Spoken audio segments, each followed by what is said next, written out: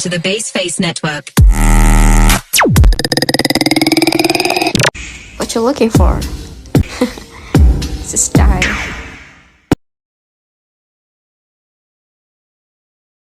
A few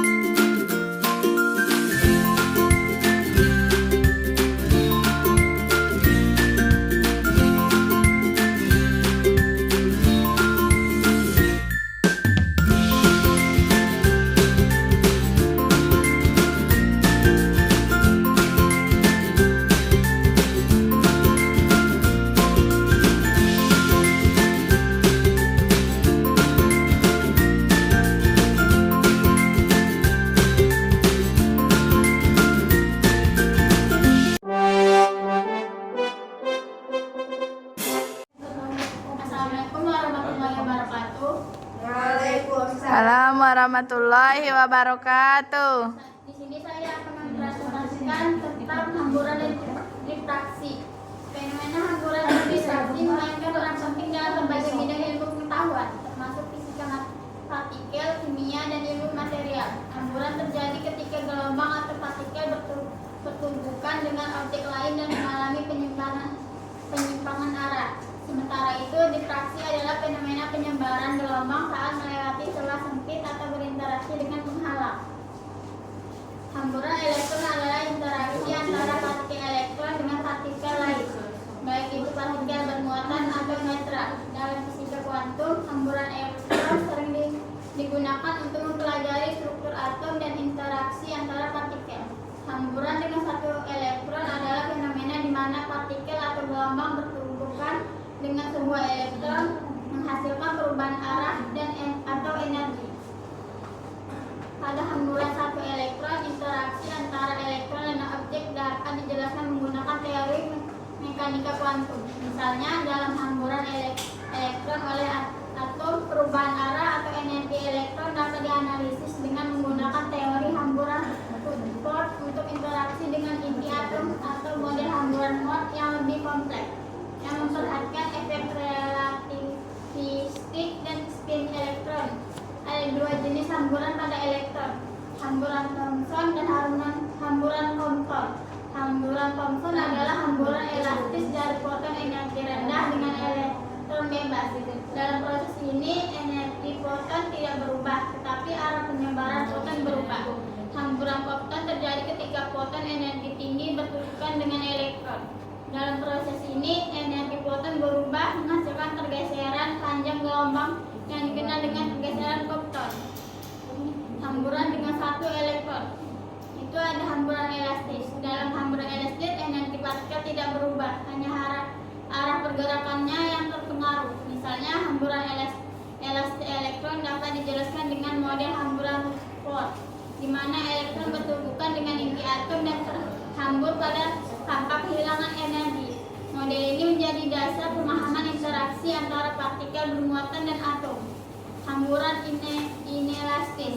Pada hamburan inelastis, sebagian energi partikel yang datang diserap oleh atom, mengakibatkan eksitasi elektron dalam atom atau bahkan pelepasan elektron. Salah satu contoh hamburan inelastis adalah hamburan foton pada atom, yang dapat menyebabkan perubahan dalam keadaan energi atom tersebut. Fenomena ini sering digunakan dalam spektroskopi untuk mengidentifikasi elemen untuk mempelajari struktur atom. Difraksi dan kristal. Difraksi adalah fenomena yang terjadi ketika gelombang, misalnya cahaya sinar X atau elektron, berinteraksi dengan objek yang memiliki ukuran sebanding dengan panjang gelombangnya. Dalam konteks kristal, difraksi dari kristal terjadi ketika gelombang berinteraksi dengan struktur atom kristal yang teratur dan terulang.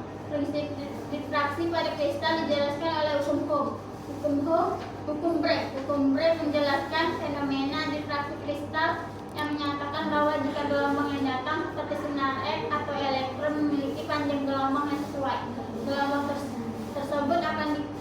diinteraksikan oleh lapisan atom dalam fisik kristal dan membentuk pola difraksi yang dramatik. Aplikasi difraksi kristal. Difraksi kristal itu aplikasinya difraksi sinar X, digunakan untuk menentukan struktur kristal dan posisi atom dalam bahan.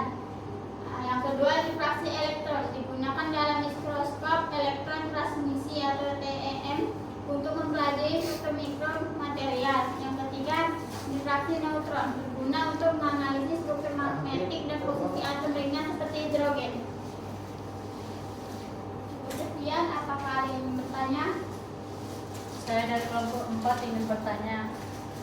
Yang pertama itu, apa yang dimaksud dengan fenomena hamburan dalam konteks fisika dan bagaimana mekanismenya? Coba jelaskan. Yang kedua itu, jelaskan perbedaan antara Thomson dan hamburan Compton. Yang ketiga itu, jelaskan perbedaan mendasar antara hamburan satu elektron dan hamburan satu atom. Terima kasih. Apakah ada yang bertanya lagi?